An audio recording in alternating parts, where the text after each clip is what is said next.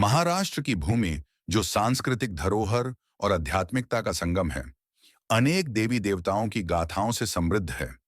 ऐसी ही एक दिव्य गाथा है मां रुद्राणी की। मां रुद्राणी को शिव की अर्धांगिनी, शक्ति और रौद्र रूप की देवी के रूप में पूजा जाता है। उनकी कथा पवित्रता, शक्ति और भक्तों की भलाई के प्रतीक के रूप में प्रचलित है।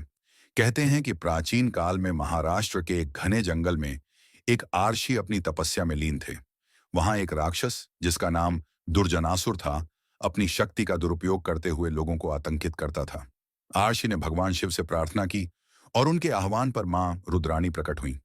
मां का तेजस्वी रूप देखकर दुर्जनासुर कांपने लगा, लेकिन अहंकार में उसने मां से युद्ध करने की ठानी। मां रुद्राणी ने अपने रौद्र रूप में त्रिशूल और खड्ग से राक्षस का नाश किया। उनका तेज इतना प्रखर था कि जंगल का हर पेड़ पौधा जीवंत हो उठा।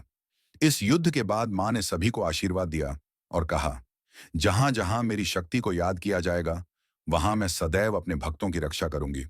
महाराष्ट्र के ग्रामीण इलाकों में आज भी मां रुद्राणी के कई मंदिर हैं, जहां नवरात्रि के समय विशेष पूजा अर्चना की जाती है।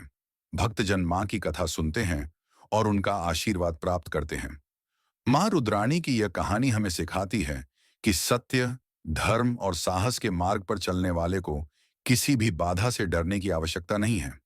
मां रुद्राणी की शक्ति उनके भक्तों को विपत्ति में मार्ग दिखाती है और हर चुनौती को पार करने का हौसला देती है।